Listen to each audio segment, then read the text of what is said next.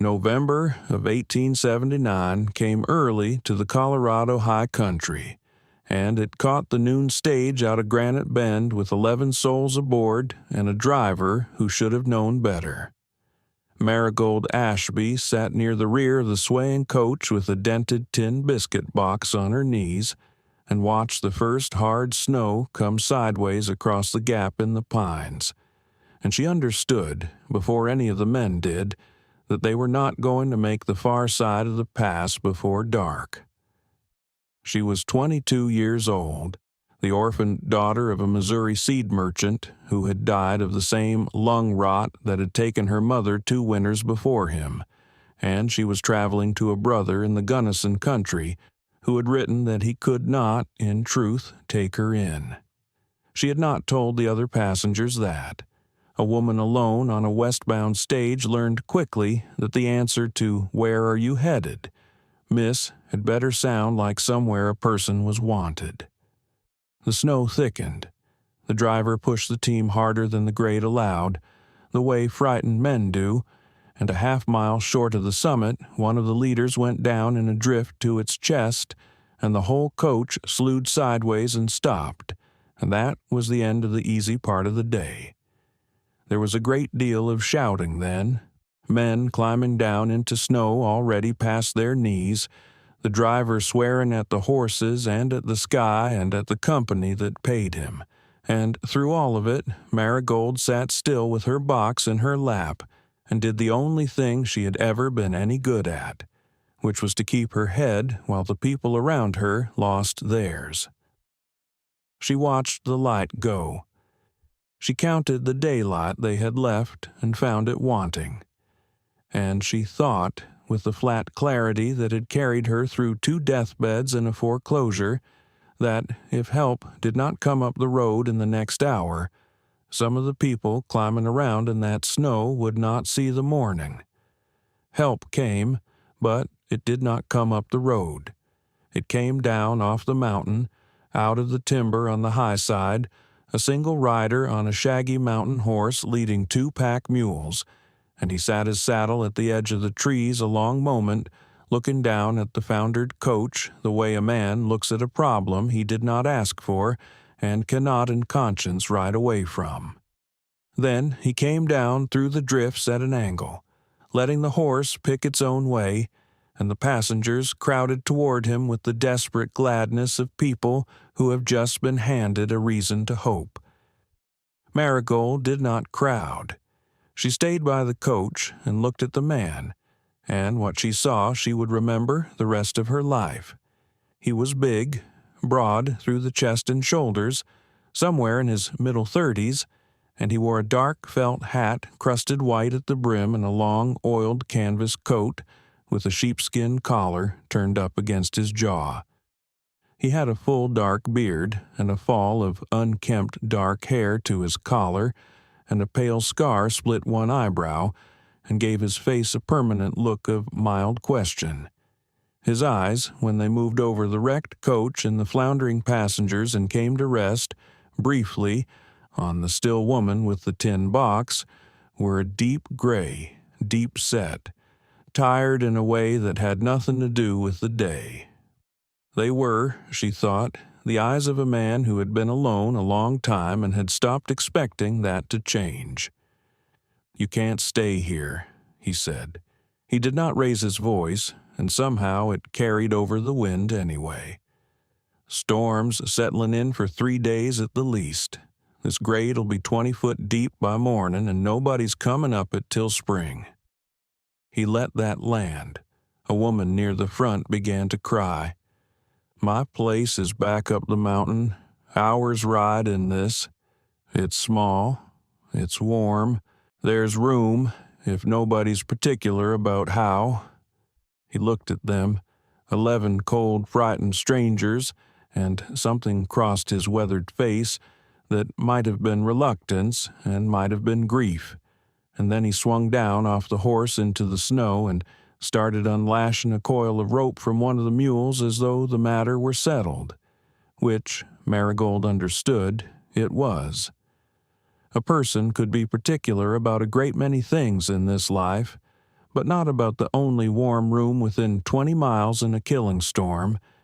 It took them the better part of 2 hours to get up the mountain, and it was the hardest 2 hours Marigold had ever spent. The man, somebody asked his name and he said Caleb Wren and nothing else, rigged a guide rope and put the strongest at the front and the weakest in the middle, and made the whole party walk roped together like a string of beads, leading his horse with the 2 oldest passengers tied to the saddle, breaking trail himself through drifts that came to his thighs. He did not talk. He did not reassure. He simply went, steady and unhurried and certain, and the certainty of him was worth more than any reassurance could have been, because a frightened person can tell the difference between a man saying it will be all right and a man who plainly intends to make it so. Once, near the worst of it, the crying woman went down and could not get up, and Caleb Wren came back along the rope and lifted her out of the drift and carried her, and Marigold saw his face in the blue last light and saw that he was not unmoved, that he felt every ounce of the burden of these strangers, and that he was simply not going to let any of it show until it could do somebody some good. The cabin, when they reached it, was a low thing of squared logs set back into a fold of the mountain with timber behind it, and a frozen creek below. Smoke already standing from its chimney because he had banked the fire before he rode down. It was one room and a loft, and it was warm, gloriously warm, and the 11 of them fell into it like the drowning fall onto a beach. And for a while there was no sound but the stove ticking and the wind and people breathing. Marigold set her tin box on the hearth where it would not be stepped on, and looked around the room of a man who lived entirely alone. The single chair, the single cup, the rifle on its pegs, the shelf of traps, the small, carefully kept order of a person with no one to keep it for. And she felt, underneath her own cold and fear, a pull of recognition so sharp it surprised her. She knew that room, not the place, the loneliness of it. She had been keeping a room like that in her chest for 3 years. That first night sorted the 11 of them into what they were. There was a drummer in a checked suit who complained. There was the crying woman, a widow named Mrs. Foss, bound for her son in Ouray, who steadied once she was warm and turned out to have sense. There were 2 miners, brothers, who said little and helped much. There was a young couple, newly married and frightened, the wife already carrying. There was a Bible-thumping circuit man named Brother Coyle who prayed loudly and worked little. And there was Royal Pruitt. Royal Pruitt was a freight and toll man out of Granite Bend, prosperous, silver-templed, soft-handed, with a smile he wore the way other men wear a watch chain, as a thing to be seen with. He had been the loudest to climb aboard the stage that morning, and the loudest to despair in the snow, and now, warm, he had recovered himself entirely and was holding forth by the stove as though the cabin were a hotel he had engaged for the season. He looked the place over, and he looked Caleb Wren over, and Marigold watched him price them both with his eyes, and she did not like what she saw in his face. She had grown up around men who bought and sold, and she knew the look of one taking inventory. Caleb Wren fed them. He had a side of elk hung in the cold lean-to, and a sack of beans and a barrel of cornmeal, the larder of a man laying in for a winter alone, and he portioned it without comment, and Marigold noticed that he served the widow and the pregnant girl first, and himself last, and that he ate standing by the door. When the meal was done, she got up, without being asked, and gathered the tin plates and found the wash basin, because 3 years of nursing had taught her that the surest way to be tolerated in a strange house is to make yourself useful in it, and because a body that is working is a body that is not afraid. Caleb Wren watched her do it. He did not thank her, and he did not stop her, But when she could not find where the plates went, he came and showed her a low shelf by the stove, and their hands were near each other in the lamplight for a moment, his big and scarred and burned brown, hers small and chapped and quick, and she felt him go still the way she had seen him go still down on the road, a held stillness, the stillness of a man unused to standing close to anyone. "You've nursed," he said. It was not a question. "Your hands. The way you stack the plates so the chipped one's on the bottom." She looked up at him surprised. Nobody noticed things like that. "My mother and my father, both," she said. "Lung rot, 2 winters." And Caleb Wren looked at her with his tired gray eyes and said very quietly, "I'm sorry. It's a hard way to lose anybody," and went back to the door, and that was the first true thing that passed between them. The storm did exactly what he had said it would do. It snowed for 3 days without a pause, and then it cleared and turned bitter, the kind of cold that cracks the trees in the night with a sound like a rifle, and the pass below filled in solid, and there was no question of anyone leaving. 11 strangers and 1 solitary man were sealed into one warm room on the side of a mountain, and the question stopped being, "How do we get out?" and became, "How do we live, all of us, on what one man laid in for himself?" And it was here, on the 4th day, that Royal Pruitt began to make his play, and it was here that the shape of the whole hard winter first showed itself. He started reasonably, which was how Marigold knew he was dangerous.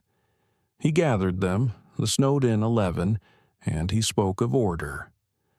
"A camp must have order," he said, smiling, "or it descends to savagery." They all knew of parties in these mountains that had come to terrible ends for want of a firm hand.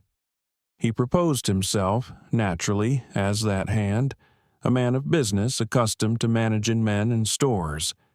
He proposed an inventory of all food and its strict rationing under his control. He proposed rules. And then, gently, smiling, he came to the matter that Marigold had seen coming since the lamplight the night before. There was, he observed, a delicate problem. There was a single unmarried young woman in this company, sharing close quarters with rough men through a long confinement, and the proprieties must be considered for her own protection. It would not do, he said, his voice full of false concern, for the girl's reputation to be left to chance. The decent thing, the protective thing, would be for the matter to be regularized. He himself, he said, would be willing, as a sacrifice for the good order of the camp, to take the young woman under his name. Brother Coyle, conveniently, could perform the office. By tomorrow, Pruitt said, it could all be settled, and the girl made safe, and no shadow left on anyone. Marigold stood by the stove and felt the room turn to look at her and understood, with a cold that had nothing to do with the weather, exactly what was being done. She was being claimed. Not for love, not even for lust, but as a thing, a complication Pruitt intended to convert into a possession while the chance was good and the witnesses snowed in and unable to leave. She had no father to forbid it, no money to refuse it, no roof of her own to retreat to. She was a penniless orphan in a sealed room, and a powerful man had decided before all of them that she was his to dispose of, and dressed it as kindness so that to refuse would make her the unreasonable one. She had time to feel the trap close. She had time to understand that the drummer would not gainsay a rich freight man, that Brother Coyle was already nodding, that even the decent ones, the widow, the miners, would hesitate to make an enemy of the man controlling the food. She opened her mouth, not yet knowing what she would say, knowing only that she would not be bought a second time in her life, having been sold once already by a brother's silence. And Caleb Wren spoke from the door. "No," he said. He had been so quiet for 3 days that some of them had half forgotten he could talk, and the single word stopped the room. Caleb Wren came off the wall by the door and walked into the lamplight, and he was a head taller than Pruitt and twice as wide, and he had broken trail up a mountain, carrying their lives on his back while Pruitt complained. And when he stood in the middle of his own floor, the authority of the place came back to him where it belonged. "This is my house," he said. He did not shout. He never shouted. "You're alive in it, because I came down off this mountain when I could have stayed warm and let the road take you. You'll eat my elk and burn my wood and sleep on my floor till the pass opens, every one of you, and you're welcome to it, and I'll hear no more about who's given orders under my roof, because the answer is nobody is, least of all you." He turned his gray eyes on Pruitt, and Marigold saw the freight man's smile thin. "And you'll not be settling that young woman onto yourself like a parcel you've decided to ship. She's not yours to settle. She's not anybody's." It should have ended there. It would have if Pruitt had been a different sort of man. But Pruitt was the sort who, balked in front of others, must win the exchange or be diminished, and so he did the thing that turned a refusal into a war. He smiled wider and spread his soft hands and said, all reason, that of course Mr. Wren was right. The lady belonged to no one, and how fortunate that the lady might choose her own protector, and surely she would prefer a man of means and standing in Granite Bend, with a house and a future to offer, to— and here he let his eyes travel, smiling, around the one-room cabin, the single chair, the traps on the wall, to a mountain hermit who trapped beasts for a living and had not, by the look of him, spoken to a Christian soul since the last thaw. He made it a choice, and he made the choice an insult, and he made the insult land on Caleb Wren in front of everyone, certain that the rough, lonely man would have no answer. Marigold answered for him. She had not planned to. She had spent 3 years learning to keep silent and small in other people's houses, to give no one a reason to put her out. But there are insults a person cannot let stand and remain a person, and the sight of that smiling man mocking the one soul in the room who had risked anything for any of them lit something in her that the long, careful years had not put out. "I'll marry Mr. Wren," she said. Her voice shook and she made it stop. "If he'll have me. Tonight, by Brother Coyle, with all of you to witness it, lawful." The room went silent. Caleb Wren turned and stared at her as though she had struck him. "Not because I'm afraid of close quarters with rough men," she went on, looking only at Pruitt now, "for the only man in this room I've cause to fear is the one offering to protect me, but because I'll choose my own name before I let it be chosen for me. And I choose the man who came down the mountain over the man who'd have left us on the road and is sorry now he can't profit by it." She had no idea, even as she said it, whether Caleb Wren would have her. She had offered him in front of strangers a thing he had not asked for and might not want, a penniless orphan and her tin box, and she braced for him to refuse her gently, which would be its own humiliation, in front of them all. There was a long, terrible silence. Caleb Wren looked at her, and she made herself meet his gray eyes and not flinch, and she watched something move behind them that she could not read. Surprise, and something older and more careful than surprise, a man examining a thing he had locked away so long ago he had half forgotten the shape of it. The widow, Mrs. Foss, had her hand to her mouth. The pregnant girl had gone still.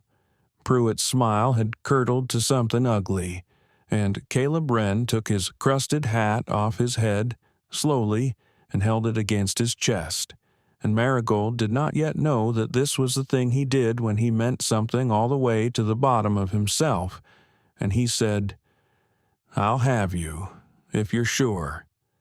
And not for tonight, and not for the storm. I don't do a thing like this halfway, and I'd not ask you to either. So you take a day and think on it, ma'am, the whole of tomorrow, and if you wake the morning after still meaning it, I'll stand up with you before God and these people and mean it back, for good and all, the way the words say." He looked at Pruitt then, just once, the way a man looks at a stone he has moved out of his road, and not because of him. He doesn't get to be the reason. You marry me because you looked at the two roads in front of you and you wanted mine. Not because his was worse. There's a difference, and it'll matter to you in February. So think on it. And he put his hat back on and went out into the cold to see to his stock, leaving 11 snowbound strangers and the woman who had just proposed to him sitting in the lamplight with the stove ticking, and Marigold Ashby sat down rather suddenly on the hearth beside her tin box, her heart going like a hammer, and thought, "I have done it now.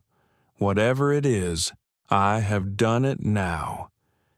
She thought on it the whole of the next day, the way he had asked her to, and the cabin gave her plenty to think on.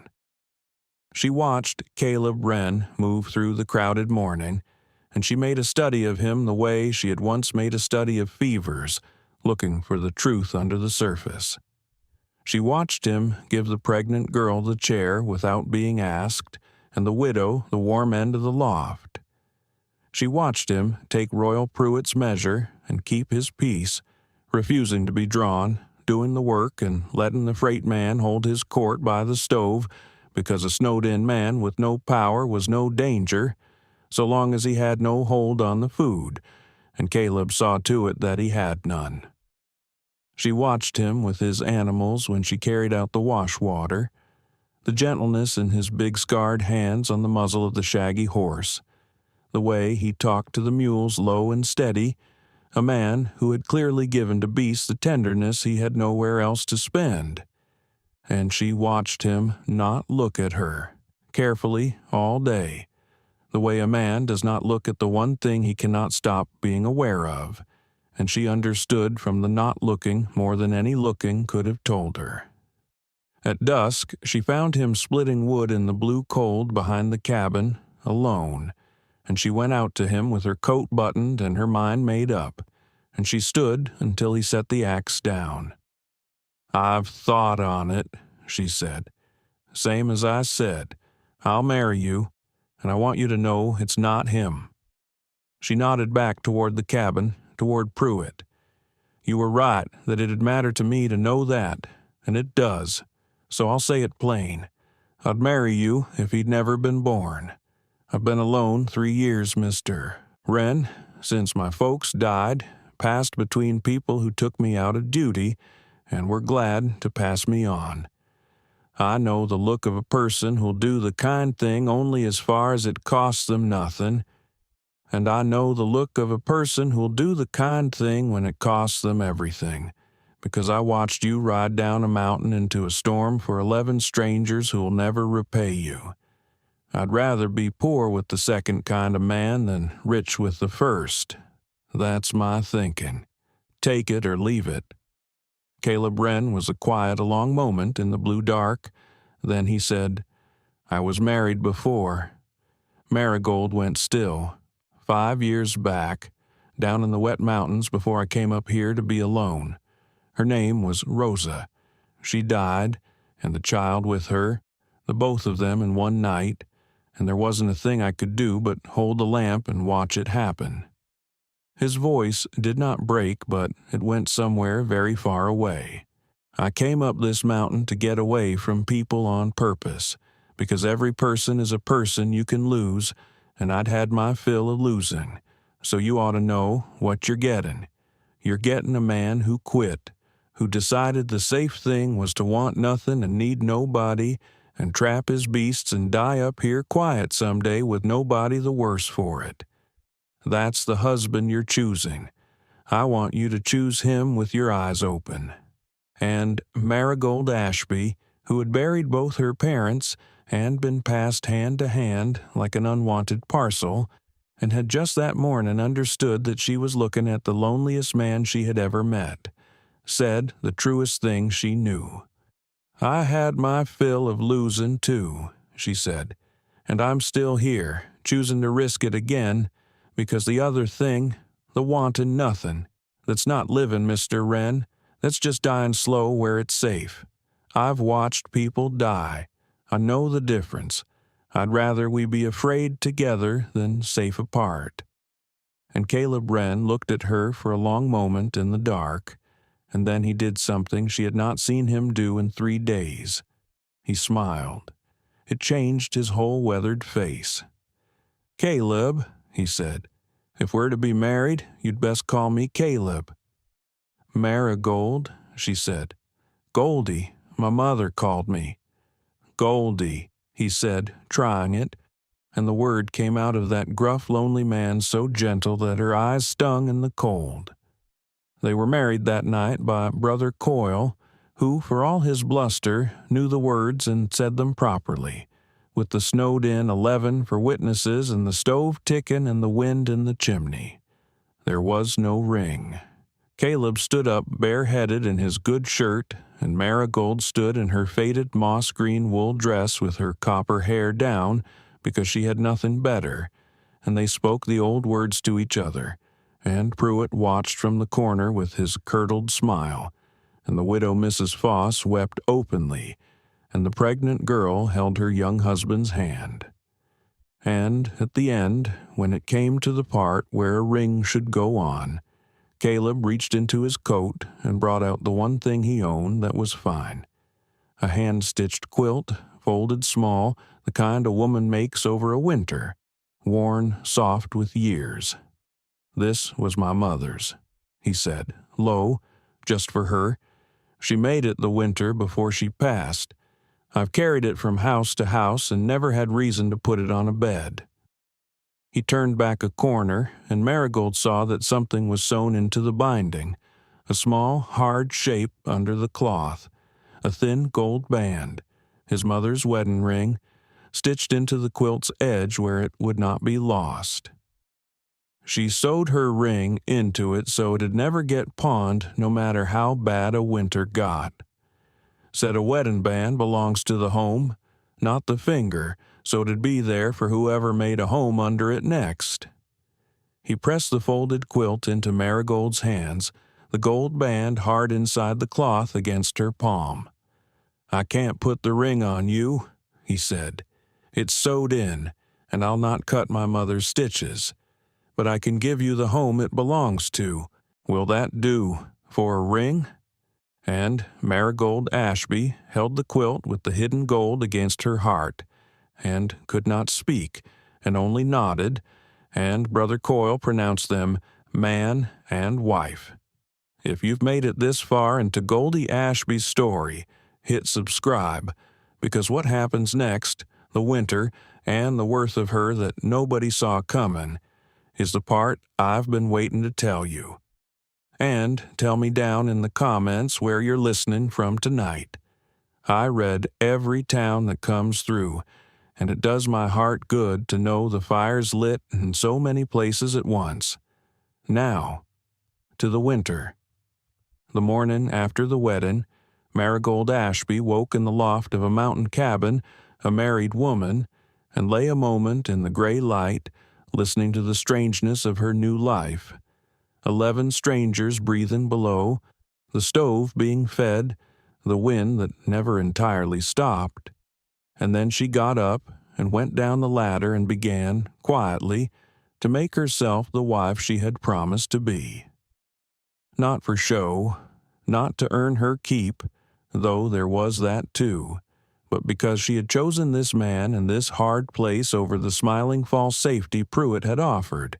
And a choice is not a thing you make once. It is a thing you make again every morning with your hands. So she made it with her hands. She took over the cooking from Caleb without a word passed about it, and stretched the elk and the cornmeal further than he had been stretching it, because a seed merchant's daughter knows to the ounce how to make a store last a season. She set the loft to rights and organized the crowded floor so 11 people could live in one room without coming to blows. She found, in her tin box, the dried herbs she had carried from Missouri, the yarrow and the boneset and the willow bark, the small pharmacy of a girl who had nursed 2 parents to their graves and learned, too late to save them, a great deal about keeping the living alive. And the living needed keeping, that winter, far more than any of them yet knew. Because the storms came back. They came back harder, the snow piling past the cabin windows, the cold sinking to a depth that the 2 miners, who had wintered in these mountains for years, said they had never seen the like of. The pass below filled to the tops of the pines.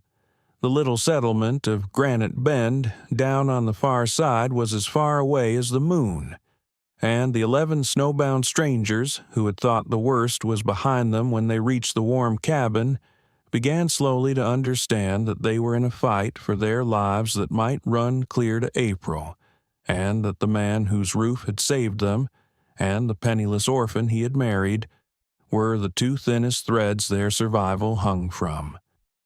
Caleb Wren knew the mountain and could keep the wood coming and the stock alive. But it was Marigold Ashby who knew how to keep 11 cold, frightened, half-starving people from dying of the things that kill the snowbound long before the food runs out. The sickness that races through close quarters, the despair that makes a person stop eating, the small wounds that fester in the cold, the slow arithmetic of rations that decides who sees the spring. Royal Pruitt understood it too, and it galled him. He had expected to spend the winter the master of the camp, dispensing food and order with the orphan girl under his name and the mountain hermit put in his place. Instead, he was a guest like any other in another man's house. His money worth nothing where there was nothing to buy, his smooth tongue worth nothing where deeds were the only currency, watching a trapper and a seed merchant's orphan become day by day the 2 people the whole company turned to. He could not abide it. A man like Pruitt cannot abide being unnecessary, and so, through the long white weeks, he set himself quietly to undermine them. A word here that the rations were being hoarded for the Wrens' benefit. A word there that the trapper meant to put them all out once the food got short. A steady drip of suspicion poured into the ears of cold, frightened people, because a man who cannot lead by being useful will try to lead by making everyone afraid of everyone else. It was the oldest play there was, and in a sealed room through a killing winter, it was a deadly one. Marigold saw it for what it was, and she understood, with the same flat clarity that had told her on the road that some of these people might die, that the real danger that winter was not going to be the cold or the hunger. It was going to be what fear made decent people do to each other in the dark, and that the only thing that beats that kind of fear is the slow, patient proof, day after day, that somebody in the room can be trusted all the way down. The first test came in December, and it came for the pregnant girl. Her name was Hetty. She was 19, and she and her young husband Daniel had been bound for a homestead claim near Montrose when the snow caught the stage, and she was perhaps 5 months gone with their first child. In the second week of true winter, she took a fever and a cough, and the cough went down into her chest the way it had gone into Marigold's mother's chest. And in the close, hot, crowded cabin, the fear of it spread faster than the sickness. Brother Coyle pronounced it the judgment of God, and prayed at her loudly enough to frighten her worse. Royal Pruitt suggested, smiling, full of false reason, that the sick girl ought to be moved to the cold lean-to, away from the healthy, for everyone's protection, a thing that would have killed her and the child both inside a night, and he knew it, and he said it gently so that it sounded like prudence. The drummer agreed. Even Daniel, half mad with terror for his wife, did not know how to gainsay a roomful of frightened people. Marigold Ashby stood up. "She stays by the stove," she said, "where it's warm, and where I can tend her. And the next person who talks about putting a sick girl with child out in the cold to die can answer to me for it." She looked at Pruitt when she said it, straight at him, and she did not look away, and something in the flat steadiness of her, a woman who had sat 2 death watches and was not going to be moved by a smiling man's reasoning, made even Pruitt drop his eyes. Then she got to work. She moved Hetty to the warmest corner and built a screen of hung blankets to give her air that the well ones did not all have to breathe. She went to her tin box and took out the bone set and the willow bark and the precious small twist of camphor, and she brewed and steamed and dosed, and she sat up with that girl 4 nights running, sponging the fever down, propping her up so the fluid would not drown her lungs the way it had drowned her mother's, her own copper hair coming loose around a face gray with exhaustion. Caleb Wren kept the stove roaring and the water hot, and stood watch at the door so she would not be disturbed, and twice in the worst of the nights he made her lie down in the loft for an hour while he set the watch in her place, and she came down to find him holding the sick girl's hand in his big scarred one, talking to her low and steady the way he talked to his frightened animals, and Marigold stood on the ladder and watched her husband of 3 weeks, and felt something turn over in her that she did not have a name for and did not need one. On the 5th night, the fever broke. Hetty woke clear-eyed and weak and weeping, and the child still kicked in her, and the whole cabin let out a breath it had been holding for a week. Daniel got down on the floor and wept into his wife's hand, and the snowed-in strangers, who 5 days before had been ready in their fear to put the girl out in the cold, looked at the seed merchant's orphan with the loose copper hair and the gray exhausted face, and something shifted in the room that winter that would not shift back. They had watched a smiling rich man counsel them to let a girl die for their own safety, and they had watched a penniless woman with a tin box of weeds sit up 4 nights and not let her. People remember that. People in a sealed room with their lives at stake remember that very clearly. From that night, the cabin had a center of gravity, and it was not Royal Pruitt. That was the night, too, that Marigold first saw the gold band do its quiet work. Hetty, fevered and frightened in the dark before the break, had clutched at the quilt Marigold had laid over her, Caleb's mother's quilt, the finest cloth in the cabin, which Marigold had not hesitated to give to a sick stranger, and had felt the small hard shape sewn into the binding and asked, in her sickness, what it was. And Marigold had told her. A wedding band, she'd said, sewed in by a woman long dead, so it would belong to the home and not get lost. A ring that had outlasted the hand it was made for, and was waiting, patient, in the cloth, to mean something to whoever needed warming under it next. And Hetty, 19 and afraid she would not live to wear her own, had held that hidden ring through the cloth like a thing to keep her on the earth, and Marigold had let her, because that was what the ring was for. A wedding band belongs to the home, not the finger. She had not understood the whole of what Caleb meant by it on their wedding night. She was beginning to. The marriage became real that winter, as real things mostly do, which is to say slowly, and in the doing of small chores, and without anyone declaring it. There was no single night the gruff, lonely man and the careful, guarded woman fell into each other's arms.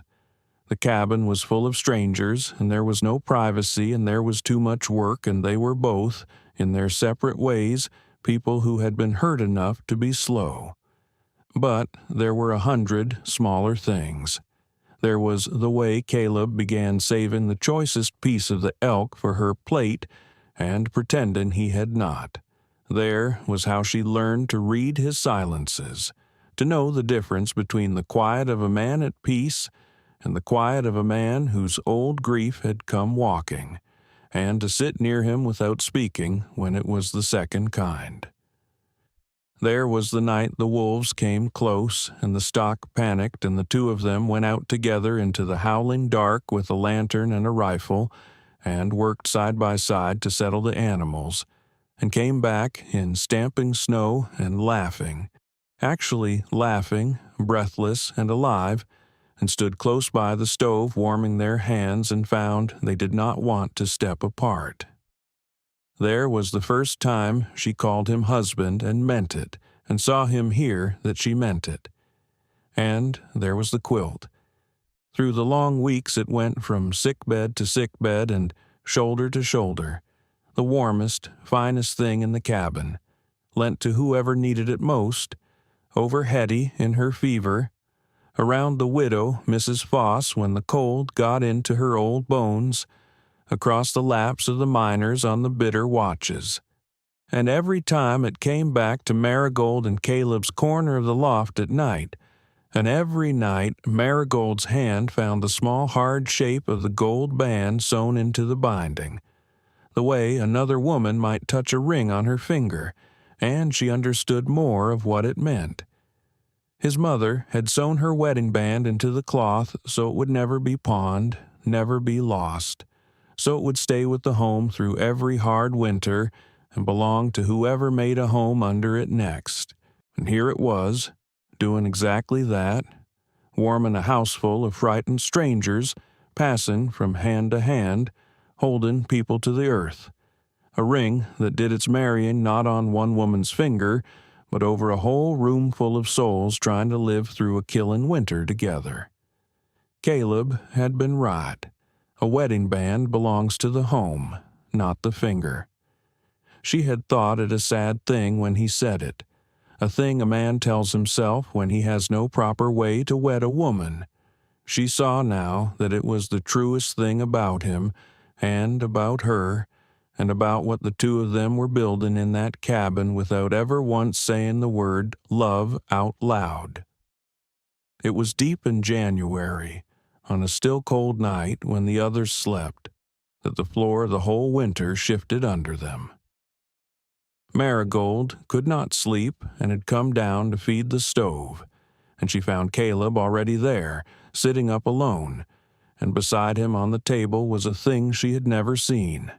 A leather folder of papers that he had taken, she would learn, from the wrecked stage on one of his trips down to salvage what could be salvaged from the snowed-in coach. The papers were Royal Pruitt's. They had been in his strong box in the boot of the stage, and Caleb, breaking the frozen box open for the blankets and tools inside it, had found them, and had spent that night reading them by the stove with a face Marigold had never seen on him before.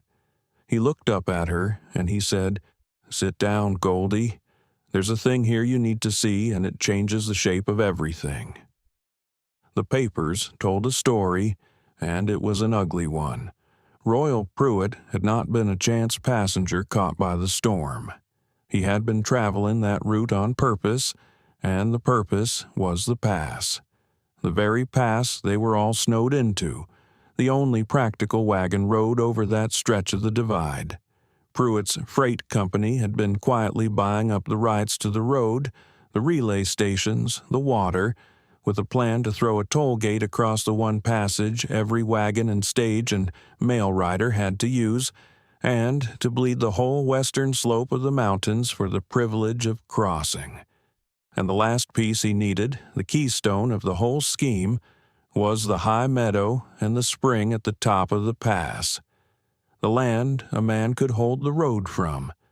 The land that a certain mountain trapper had filed a homestead claim on 5 years back when he came up the mountain to be alone, and had let lapse in his grief and solitude, never going down to prove it up so that the claim sat there unperfected, a hair's breadth from open, waiting for someone to file over it. The papers showed Pruitt knew exactly where Caleb Wren's lapsed claim stood. They showed he had a man in the Granite Bend land office, and they showed, in a date written in Pruitt's own hand, that he meant to file over Caleb's claim and take the top of the pass, the cabin, the spring, the meadow, all of it, on the 15th day of April, the moment the snow opened the road. The same 15th of April, Caleb said quietly, that the pass would clear. The same day, near enough that they would all walk down off this mountain. Pruitt had not been trying to marry the orphan girl for her protection or even his pride. He had been trying, all along, to make himself the master of this cabin and these people, because in his mind this cabin and this land were already his come spring. And the man and woman keeping everyone alive in it were nothing but squatters he would shortly be evicting from the gateway he meant to grow rich on. They did not tell the others. Not yet. Caleb folded the papers away, and they sat up the rest of that night talking low by the stove, and what they decided was that a roomful of frightened snowbound people, told that the smiling rich man among them meant to steal the very ground they were sheltering on, would only tear themselves apart with it before the spring ever came. Fear was already the enemy. Pruitt's scheme would keep till the snow opened the road and the law could be reached.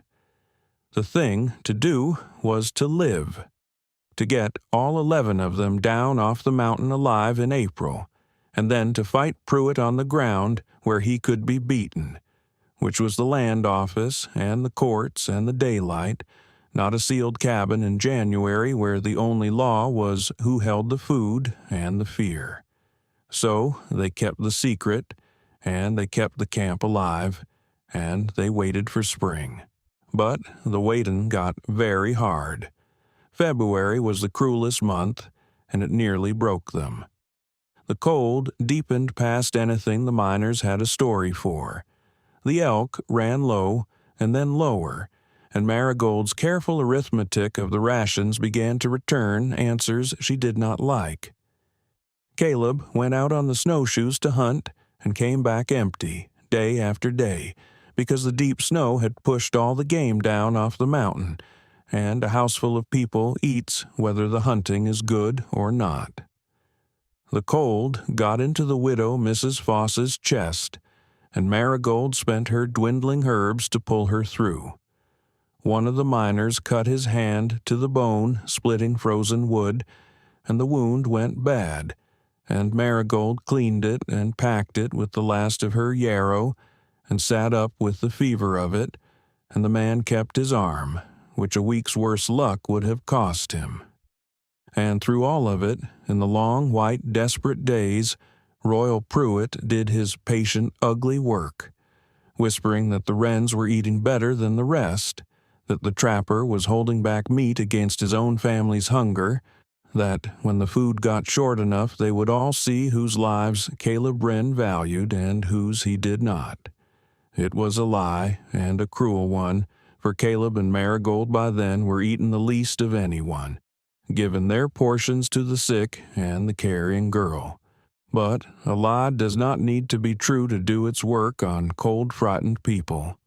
And Marigold watched the suspicion spread, and watched some of the strangers begin to look at her and Caleb sideways, and understood that Pruitt was trying to turn the camp against the only two people holding it together, so that when the food failed, he could step into the chaos as the strong hand who would save them, and so own them, and the cabin, and the pass, all the more surely. The darkest hour came in the last week of February, and it came, as Marigold had always feared it would, not from the cold, but from what the cold made men do. The food was nearly gone. The hunting was dead. And Caleb Wren made the only choice a man like him could make. which was to take the shaggy horse and the snowshoes and try to break out down the half-buried pass to the relay station 8 miles below, where there was a cache of stores, and bring back enough to carry the camp the last weeks to the thaw. It was a terrible risk. Marigold begged him, the night before, not to go. 8 miles down a pass that could avalanche alone in February on a starving horse.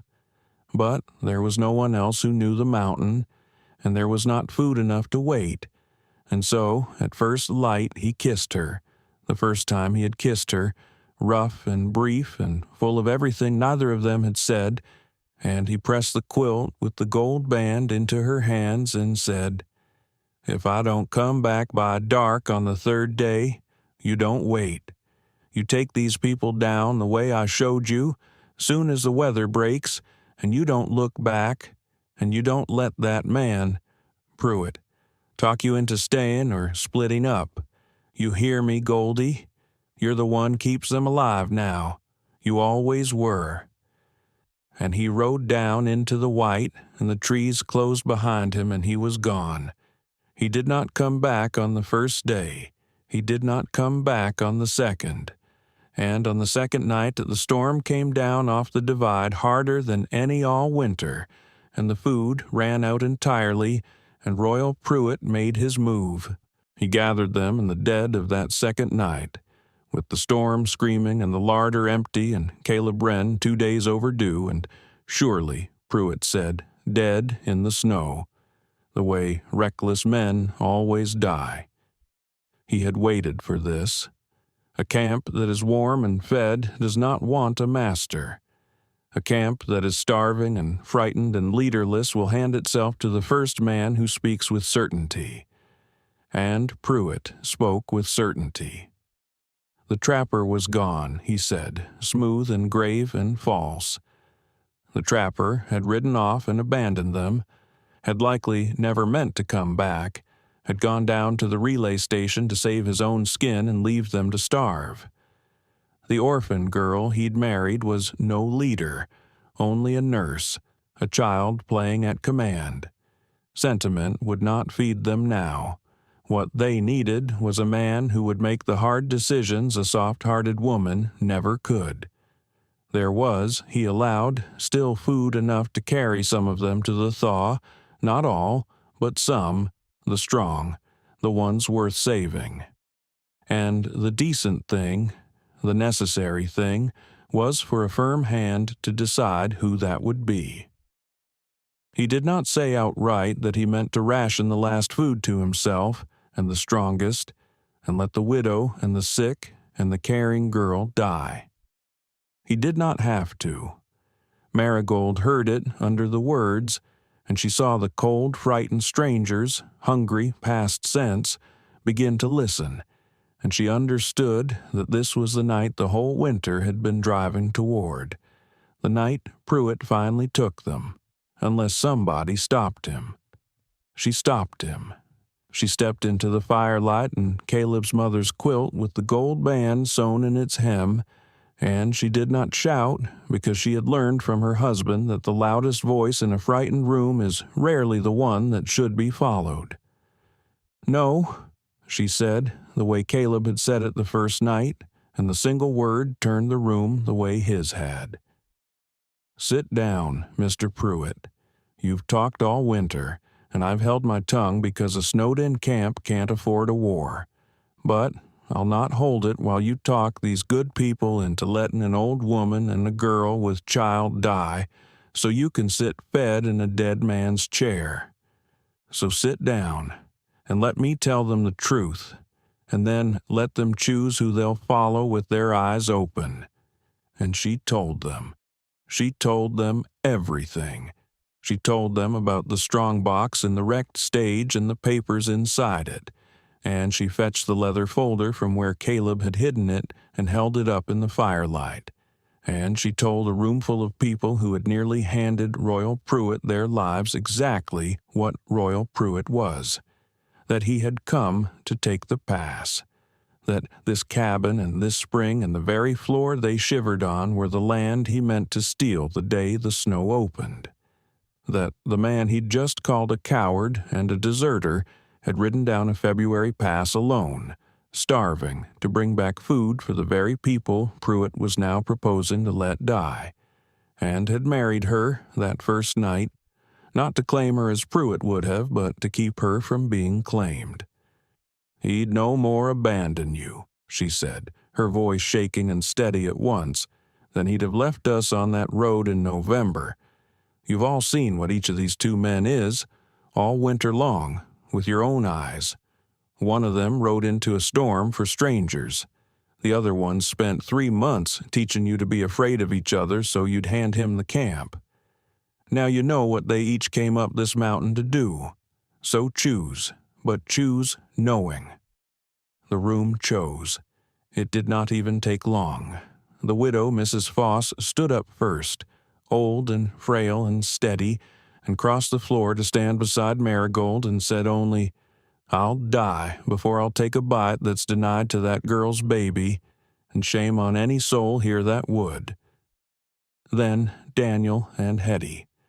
Then the 2 miners, the one with the half-healed hand flexing it slowly as he looked at Pruitt. Then, one by one, the rest, even the drummer, even Brother Coyle, who at least had the grace to look ashamed, until Royal Pruitt stood alone on the far side of the stove with his curdled smile and his soft, useless hands and his strong box full of evidence against him, and understood that the camp he had worked all winter to own had just, in the space of 5 minutes, slipped entirely out of his grasp, and that it had been taken from him not by force, not by the trapper's fists, but by a penniless orphan with a tin box of weeds standing her ground in a dead woman's quilt and simply telling the truth in a quiet voice. He sat down. There was nothing else for him to do. And Marigold Ashby, who had been sold by her brother's silence and offered up by a smiling man as a parcel and counted all her life as a thing of no worth, stood in the firelight at the head of a camp that had chosen her, and felt, under the fear for her husband out in the storm, the first clean thing she had felt in 3 years. She was not nothing. She had never been nothing.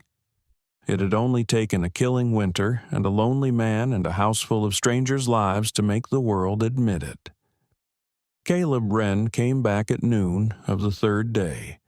He came up, out of the white half-dead, the shaggy horse foundering, both of them caked in ice to the eyes, and lashed across the saddle, and his own shoulders was a great burden of stores from the relay cache, flour, beans, salt pork, a side of bacon, coffee, enough to carry 11 people the last weeks to the thaw. He had gone down through the storm and reached the cache and been pinned 2 days by the weather in the relay shed, unable to start back, lying awake the whole of it in an agony not for himself, but for the people up the mountain he could not get to, and the moment the sky gave him the smallest break he had loaded the starving horse and come up the pass through snow to its chest, 8 miles, on foot half the way breaking trail ahead of the animal, because he had given his word to come back, and because somewhere on that mountain was a woman in his mother's quilt who was counting on him. Marigold saw him from the window and was out the door into the snow before he reached the cabin, and she did not care who watched, and she took his frozen face in her 2 hands, and he came down off the horse and put his arms around her, and the whole houseful of people they had kept alive came pouring out into the cold to bring in the stores, and the man both, weeping and laughing and thumping his iced shoulders, and Royal Pruitt watched from the door of the cabin he had not, after all, managed to make his own, and said nothing, because there was nothing in the world left for him to say. That night, fed for the first time in days, the camp safe, the thaw in sight, Marigold and Caleb sat up alone again by the stove after the others slept, and the thing that had been growing between them all winter finally got said. He told her what it had been, out there, the 2 days in the relay shed, The certainty he would die on the way back up and leave her alone with Pruitt and a starving camp, and how the thing that had got him up that pass when his body wanted to lie down in the snow and quit had not been duty and had not been pride. It had been her. I came up this mountain 5 years ago to stop caring whether I lived, he said, low, his big scarred hands wrapped around a tin cup. Because caring was what hurt. I buried Rosa and the baby, and I decided the safe thing was to want nothing, and I was good at it, Goldie. I was real good at wanting nothing, right up until a woman with a tin box stood up in my house and told a rich man she'd marry me to spite him, and then took it back and told me she'd marry me for myself. He looked at her, and then I wanted something again, and it about killed me on that pass, the wanting, because I knew if I died I'd lose it, and I'd sworn I'd never let myself have a thing I could lose again. But I climbed anyway, because you taught me the thing I'd got exactly backwards. The wanting nothing, that's not safe. That's just being dead early. I'd rather have you and be afraid of losing you for 40 years than be safe and alone for 40 more. So, he set down the cup, and he took her chapped, quick hand in his big one, the way their hands had nearly touched over the plates that first night, and this time he did not go still and pull away. I married you in a storm because you'd been backed into a corner.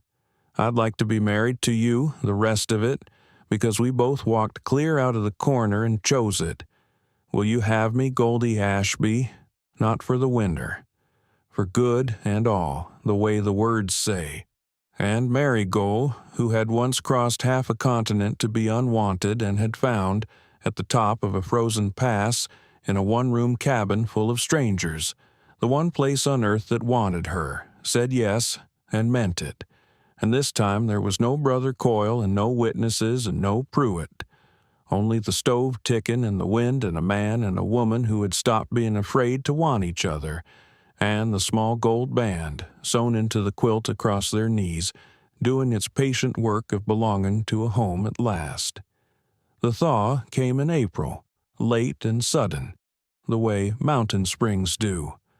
The snow on the pass began to rot and slump. The frozen creek below the cabin found its voice, and one bright, cold morning, the two miners came up from scouting the grade and said it would go, that a careful party could get down off the mountain at last. They had survived.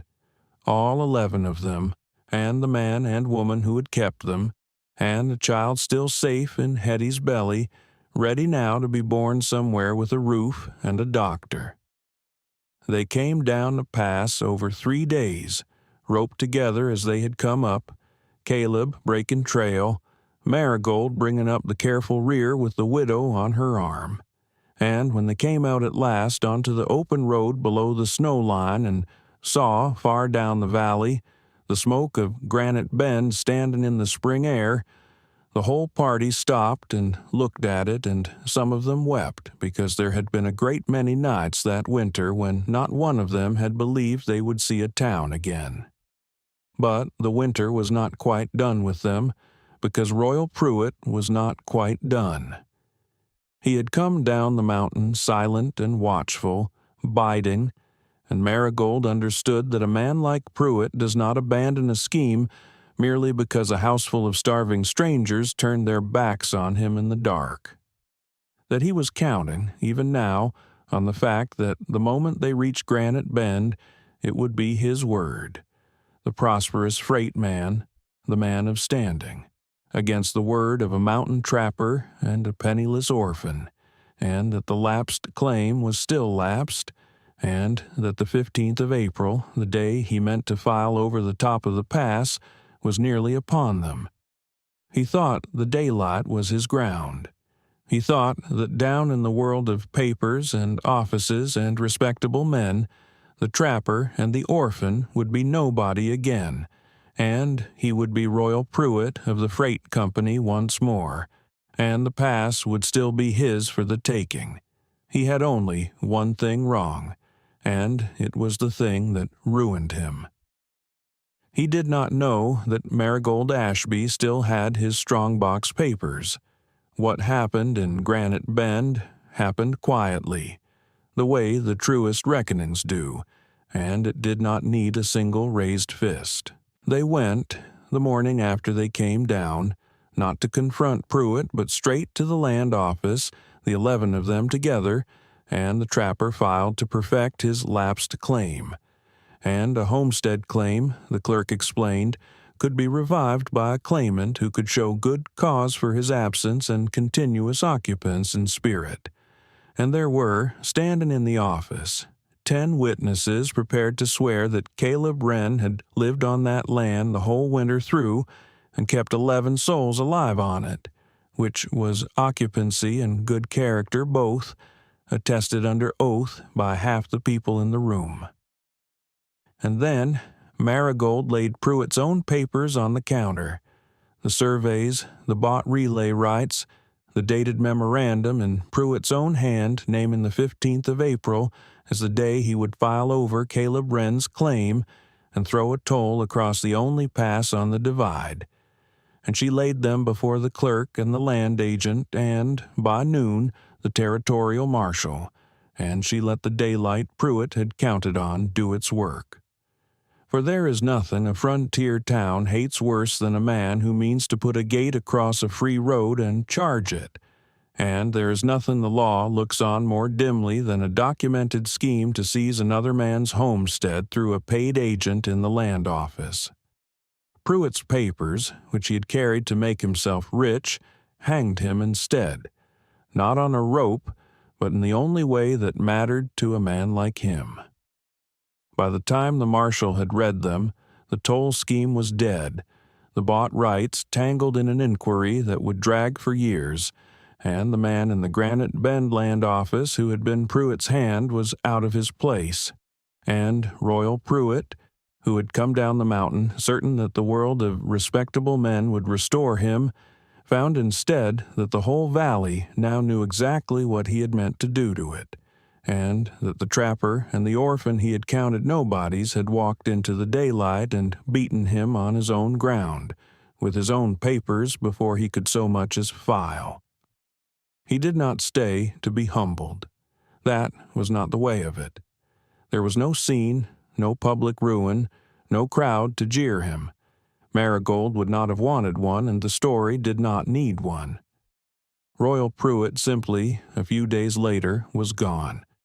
His interests in Granite Bend sold off at a loss to settle the inquiry.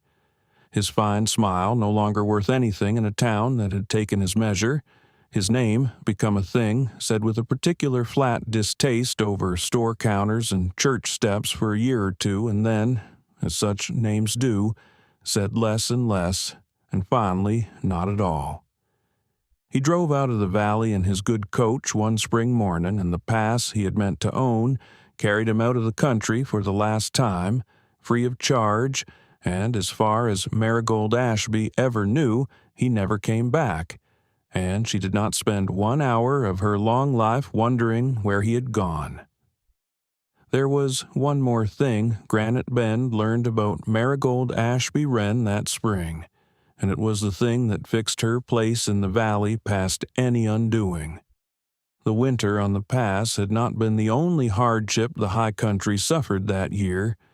Down in the lower settlements, the same killing cold had done its work, and when the thaw came, it brought a sickness up out of the crowded winter cabins, a low fever that ran through Granite Bend in May and laid families flat in their beds with no doctor nearer than 2 days' ride. The town's one physician had died the autumn before and not been replaced, and the sickness came into that gap like water into a broken hull, and people began, quietly and then not so quietly, to be afraid.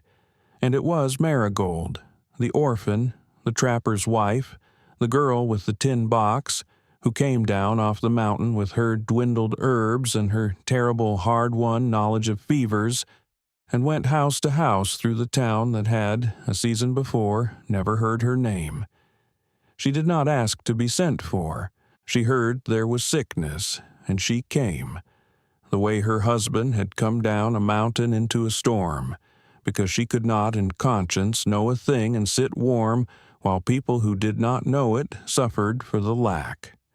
She worked through that May the way she had worked through the winter, sleeping in snatches, her copper hair coming loose around a face gone gray with the labor of it, and she did what a good nurse does, which is not magic and is not a doctor's learning, but is the patient, unglamorous arithmetic of keeping the sick alive long enough to mend themselves.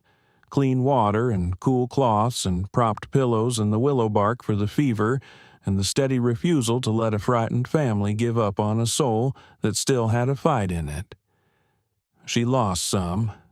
A nurse always loses some, and she carried the few she lost that May the rest of her life, the way she carried her own parents, because that was the price of the work, and she had always known it and paid it anyway.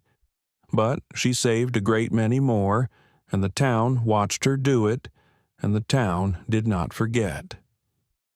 By the time the fever burned itself out in June, there was not a family in Granite Bend that did not owe Marigold Ashby Wren a debt of the only kind that truly binds people, the debt of a life pulled back from the edge, and the orphan girl who had crossed half a continent to be unwanted had become, in a single hard spring, the most needed woman in the valley. They wanted to pay her. She would not be paid, any more than Caleb would be paid for mending a wheel or sheltering a stranger. She would take a sack of seed potatoes or a mended harness or a day's help with the haying. The plain, neighborly trade of a frontier that ran on such things, but money she put gently aside, because she had learned in the worst winter of her life what a thing was actually worth, and it was never the coin somebody put on it. What she would take, what she came to treasure, was the thing the valley gave her that no money could have bought, which was a place.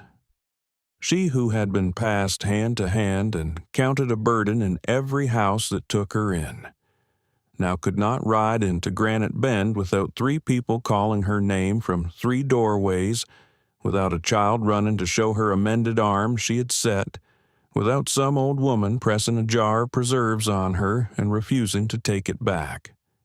She had a place. She belonged to that valley, and it belonged to her, knit in by every fever she had broken, and every birth she had eased, and every hard night she had sat up, and a person who has spent 3 years being nobody's and nowheres knows, better than anyone living, exactly what that is worth. It was worth everything. It was the whole of what she had come west wanting, without ever having dared to name it, and she had found it in the last place on earth she would have looked, at the top of a frozen pass, in a hermit's one-room cabin, in the worst winter the mountains had ever thrown at the people fool enough or brave enough to try to live in them. What the valley did, instead of jeering Pruitt, was something Marigold Ashby had never once in her life expected to be on the receiving end of. It honored her. The story of the winter on the pass got down the mountain ahead of them and ran through Granite Bend and out into the homesteads, the way a true story will when people are hungry for one. The story of the stage that foundered in the November snow, and the lone trapper who came down off the mountain when he could have stayed warm, and most of all, the orphan girl with the tin box of weeds who sat up 4 nights to save a fevered girl and her unborn child, who packed a miner's rotted hand and saved his arm, who stood up in a starving cabin in a dead woman's quilt and turned a whole frightened camp away from letting the weak die. Mrs. Foss, the widow, told it in the church and wept telling it, and would take no contradiction. Hetty, brought safe to bed of a healthy daughter that May, in a warm room in Granite Bend, named the child Marigold, and there was not a soul in the valley who did not understand why. Daniel told it in the saloon. The 2 miners told it wherever miners gather. and the seed merchant's orphan who had crossed half a continent to be unwanted, who had been sold by a brother's silence and offered up by a smiling man as a parcel of no account, found herself, by that first green of spring, the most quietly respected woman in that part of the territory. Not for beauty, not for money, not for any of the things the world usually measures a woman by, but for the one thing it had spent 3 years refusing to see in her, which was her worth. She did not let it go to her head, because that was not in her, but she did let it change one thing.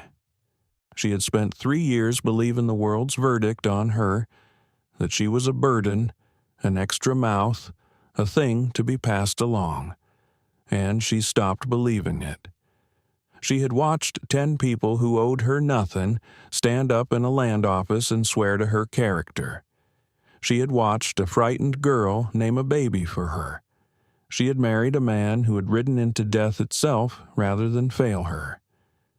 A person cannot go on believing she is nothing in the face of that much evidence to the contrary, and Marigold Ashby was too honest to try.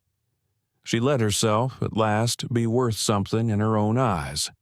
It was the dearest thing the winter gave her, dearer even than the man, though the two were tangled together past separating, because it was Caleb Wren's slow, patient certainty that she mattered.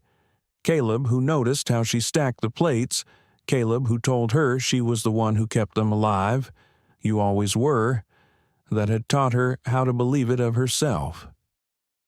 They went back up the mountain that spring, the two of them, to the cabin on the pass that was theirs now. The claim perfected, the land secure, the toll gate that was to have stood across their road never to be built. But they did not go back to be alone, the way Caleb had first come up it. That winter had cured him of the wanting to be alone for good. The cabin that had held 11 desperate strangers had taught him a thing he had forgotten in his grief, that people are not only what you can lose, they are also what you can keep and warm and feed, and that a roof over more than one head is not a danger to be avoided, but very nearly the whole of what a life is for. So they made the place a place that took people in.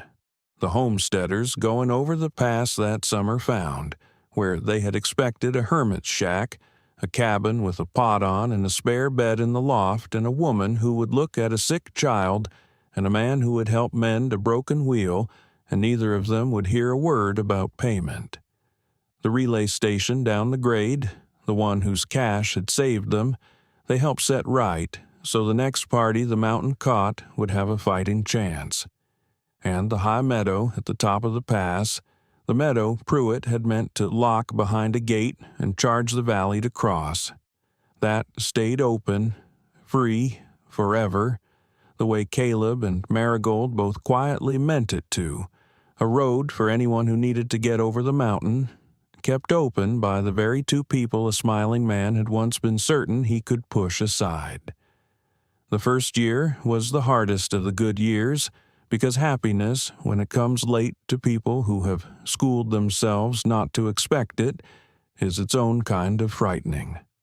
There were nights that first spring and summer when Marigold woke in the dark, certain it would all be taken from her, that this was the trick the world played, to give a person everything she had stopped daring to want, and then snatch it back, the way it had snatched her mother and her father and her place in the world. And there were nights when Caleb went silent and far away, the old grief walking in him, the memory of another woman and another child lost in a single night, and he would sit out on the step under the stars, unable to come in, afraid in his bones that to be this happy was to be standing in the path of a grief that had found him before and would find him again. They were, the two of them, a pair of people who had each learned the hard way that the things you love can be torn out of you, and learning to stop bracing for it was slower work than any of the labor the mountain asked of them. What healed it, in the end, was the same thing that had married them. the patient daily choosing, and the quilt. They put it on their bed at last, his mother's quilt, the gold band still sewn into the binding where it had ridden out the whole winter, and Marigold would not have it any other way. She would not cut the stitches and put the ring on her finger, because by then she understood the thing his mother had understood, and his telling of it had only half explained. A ring on a finger is one woman's. A ring sewn into the quilt over the bed is the home's, is everyone's who has ever warmed beneath it, the sick stranger and the frightened girl and the old widow and the children not yet born. She had felt that hidden gold under her hand through the worst nights of the worst winter of her life, and it had held her to the earth, and she would not now reduce it to a thing she wore. So it stayed in the quilt. And in the years that followed, when their own children came, and they did come, 3 of them, born safe in that cabin with the experienced hands of half the homestead wives in the valley to help, the wives Marigold had doctored and befriended, those children grew up sleeping under a quilt with a secret gold ring sewn in its hem, and grew up knowing the story of it, that their grandmother had stitched her wedding band into the cloth so it would belong to the home and not the finger, so it would be there for whoever made a home under it next. And each of them, in time, was told that the quilt would be theirs some day, and the ring in it, on the one condition that they never cut the stitches and never sold it, and always, always kept a warm place under it for whoever the cold drove to their door.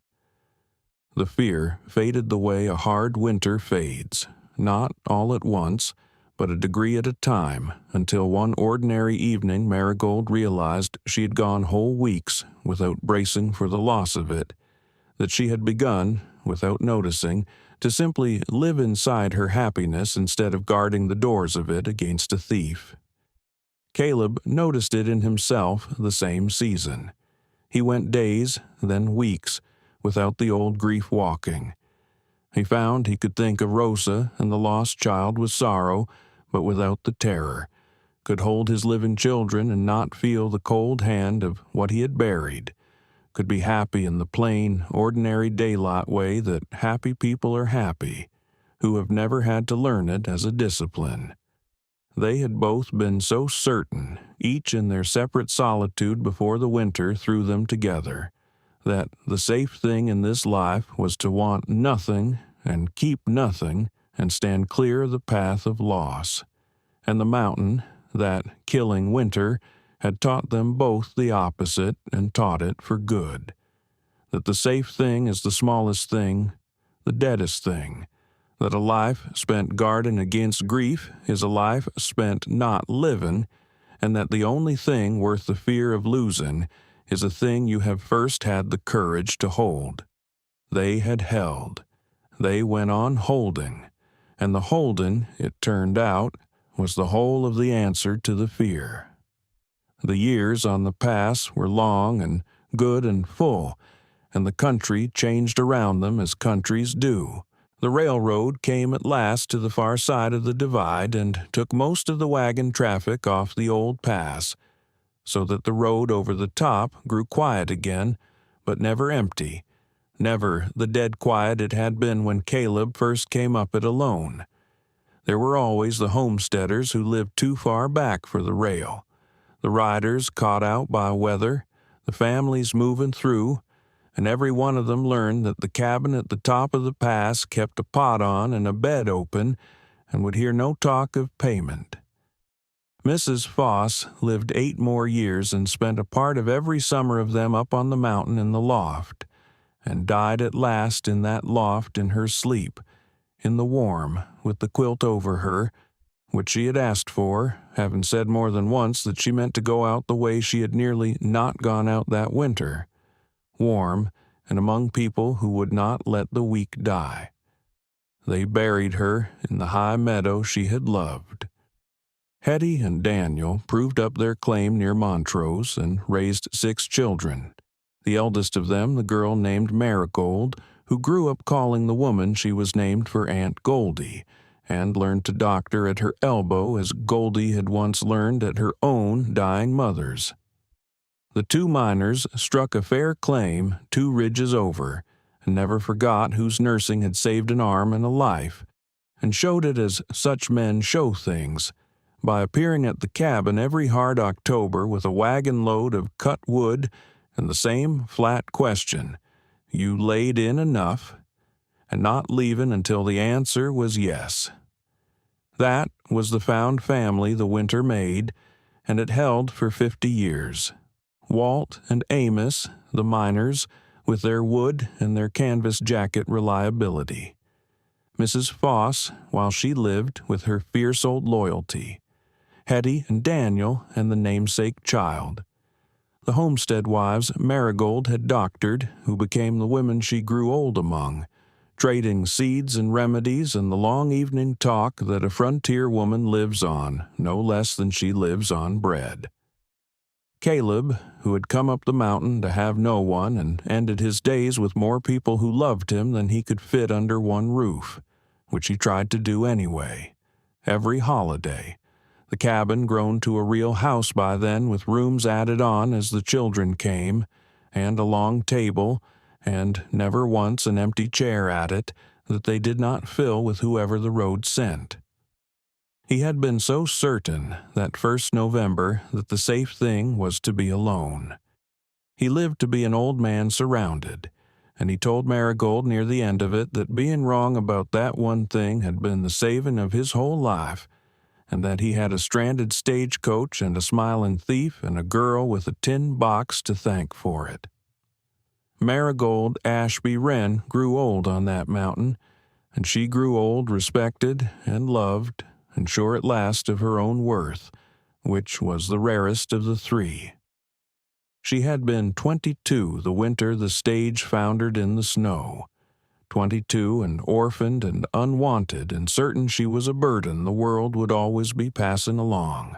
She lived to be 80, and in the long evenings of her old age she would sit out on the porch of the house that had grown up around that first one-room cabin, in a chair Caleb had built her, and watch the sun go down behind the divide the way it had gone down every evening of her life there. Gold first, and then rose, and then the deep blue cold coming up out of the valleys, and she would have the quilt over her knees against the mountain chill.